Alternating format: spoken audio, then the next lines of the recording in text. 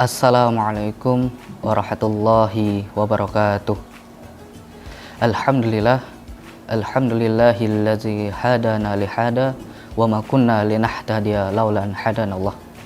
Asyhadu an la ilaha illallah wahdahu la syarikalah wa asyhadu anna Muhammadan abduhu wa rasuluhu la nabiyya ba'dah. Puji syukur atas kehadirat Allah Subhanahu wa taala yang telah memberikan kita beribu-ribu nikmat, baik nikmat iman, nikmat ihsan, nikmat Islam, dan nikmat sempat. Sehingga pada kesempatan kali ini, tahun 2026, kita bisa bertemu di bulan yang suci, yaitu bulan Ramadan. Semoga di bulan suci yang penuh barokah ini, kita bisa melaksanakan ataupun berfastabiqul khairat. Tidak lupa sholat beriring salam senantiasa tercurah limpahkan kepada suri tauladan kita Nabi Muhammad Sallallahu Alaihi Wasallam beserta para sahabat-sahabatnya, para tabi'innya, dan juga keluarganya. Semoga di yaumul qiyamah kita mendapatkan syafaatnya. Amin ya rabbal alamin. Sahabat media SMP Muhammadiyah 7 Yogyakarta dimanapun berada, semoga senantiasa di bulan suci Ramadan segala amal kebaikan kita diberikan kemudahan dan keberkahan. Maka pada kesempatan kali ini, izinkan saya untuk menyampaikan sebuah pengajian ataupun kajian mengenai dengan Nuzulul Quran. Nuzulul Quran merupakan salah satu peristiwa paling monumental di dalam sejarah peradaban Islam. Ia tidak hanya menandai awal turunnya wahyu ilahi kepada Nabi Muhammad, akan tetapi sebagai titik balik perubahan sosial, spiritual, dan intelektual dalam kehidupan umat manusia. Adapun secara etimologi, kata nuzulul berasal dari bahasa Arab, yaitu nazalah yang artinya turun. Sedangkan Al-Quran berasal dari kata qara'a yang berarti membaca ataupun bacaan. Maka dengan demikian, nuzulul Quran merupakan turunnya bacaan yang suci, atau lebih kita pahami turunnya wahyu dari Allah kepada Nabi Muhammad. Istilah ini merujuk pada proses awal turunnya Al-Quran yang diawali dengan wahyu pertama di Gua Hiro kepada Rasulullah dalam bentuk surat Al-Alaq ayat 1-5. Kemudian menurut terminologi dalam ilmu ulumul Quran, sebagaimana dijelaskan oleh Imam As-Suyuti dalam kitab Al-Itiqan fi Ulumil Quran, bahwa nuzulul Quran merupakan peristiwa turunnya wahyu Al-Quran dari Allah kepada Nabi Muhammad melalui perantara malaikat Jibril, baik sekaligus maupun secara bertahap atau munajaman. Sahabat media yang diberkahi oleh Allah Subhanahu wa taala, dalam kitab Al-Burhan fi Ulumil Quran karya Az-Zarkashi dijelaskan terdapat perbedaan semantik antara kata tanzil dan nuzul. Tanzil merupakan proses turunnya wahyu secara sistematis dan berulang. Sedangkan tanzil merupakan sifat penekanan pada peristiwa awal.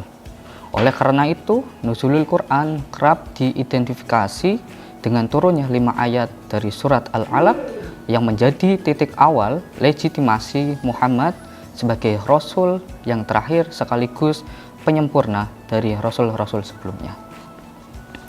Pemahaman kata istilah nuzulul Quran menjadi bagian integral di dalam suatu kajian ulumul Quran. Menurut Manna Khalil Al-Qattan dalam bukunya Mabahasis fi Ulumil Quran, istilah ini tidak hanya menjadi kajian linguistik, tetapi menyentuh pada aspek teologis, historis, dan juga metodologis. Di dalamnya terdapat diskursus mengenai waktu, tempat, dan metode pengwahyuan, memahami karakteristik Al-Quran secara komprehensif. Dengan demikian, makna nuzulul Quran secara mendalam, umat Islam akan lebih mudah meresapi fungsi Al-Quran sebagai hudalinas menuju golongan hudalil mutakin, orang-orang yang bertakwa melalui pemahaman-pemahaman kitab suci Al-Quran. Adapun menurut Imam As-Suyuti terdapat 2 tahapan proses turunnya Al-Quran. Di dalam kitab Al-Itqan, Al-Quran pertama kali diturunkan keseluruhan dari Lauhul Mahfuz ke Baitul Izzah. Di langit dunia, proses ini dikenal dengan nuzulul jumlatan wahidah, proses di mana keseluruhan ataupun sekaligus. Tujuannya ini untuk menunjukkan kemuliaan Al-Quran dan sebagai bentuk persiapan spiritual sebelum dijadikan landasan umat Islam, yaitu ar-ruju' ila Quran wa sunnah. Hal ini juga sepakat dengan para mufassir terhadap Quran surat Al-Qadr ayat 1 dan kemudian surat Ad-Dukhan ayat 3, di mana malam tersebut dijadikan malam momentum Al-Quran secara utuh ke langit dunia. Dan yang kedua, yaitu Al-Quran diturunkan secara bertahap selama kurang lebih 23 tahun kepada Nabi Muhammad. Proses ini dikenal sebagai nuzulul munajjaman. Turunnya wahyu secara gradual ini memiliki banyak hikmah.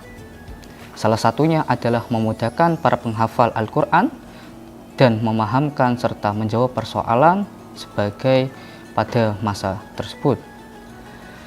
Adapun keistimewaan nuzulul Quran, yang pertama yaitu diturunkannya wahyu pertama ke Nabi Muhammad melalui perantara malaikat Jibril. Yang kedua, sebagai bentuk malam lebih baik dari 1000 bulan dengan cara menghidupkan ibadah sebagaimana dalam ayat Al-Quran, wa minal laili fatahajjat bihi nafilatalak, maka dirikanlah sholat di malam hari dengan cara menghidupkan malam maupun melaksanakan sholat tahajud, niscaya Allah akan mengangkat derajat para umatnya. Dan kemudian melakukan tilawatil Quran, membaca Al-Quran dengan baik, dan kemudian melakukan amal kebaikan. Di bulan suci Ramadan sudah seyogyanya kita melaksanakan amal-amal soleh bagi kaum muslimin untuk bisa berlomba-lomba dalam berfastabiqul khairat. Dan yang ketiga, malam penuh berkah serta ampunan. Sebagaimana dalam Quran surat Ad-Dukhan, inna anzalnahu fi lailatin mubarakatin inna kunna munzirin. Kami menurunkan pada malam yang diberkahi. Sungguh kamilah yang membebani ataupun yang memberikan peringatan. Ayat sebelumnya, ayat kedua, wal kitabil mu'minin, wal kitabin mubin, sebagaimana kami menurunkan pada malam yang diberkahi, ataupun demi kitab Al-Quran yang jelas. Alladzina yu'minuna bil ghaibi walladzina yu'minuna. Kemudian yang terakhir yaitu momentum menggali pedoman hidup dengan cara mentadaburi Al-Quran. Pada bulan suci Ramadan sudah sepatutnya kita bisa mentadaburi baik ayat-ayatnya dan kemudian kita bisa mengimplementasikan di dalam kehidupan. Sebagaimana firman-Nya, sahur Ramadan allazi anzala fil Qur'an hudal linnas. Maka Al-Quran ini menjadi petunjuk bagi hudal linnas, bagi manusia yang ingin mengambil kesempatan wabil khusus kesempatan bulan Ramadan untuk melaksanakan amal-amal solihnya.